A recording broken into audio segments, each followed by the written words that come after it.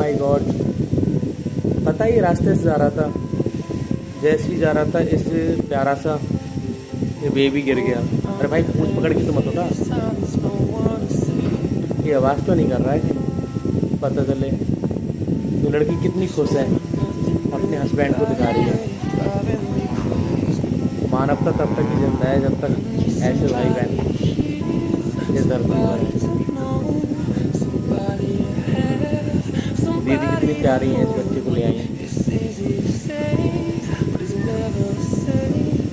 कितनी केयर कर रही है इसकी। सोचो अगर आपको ये बच्चा मिलता तो आप क्या करते? मुझे उम्मीद है आप भी अपने घर पर ले आते, क्योंकि ये इतना प्यारा ही है।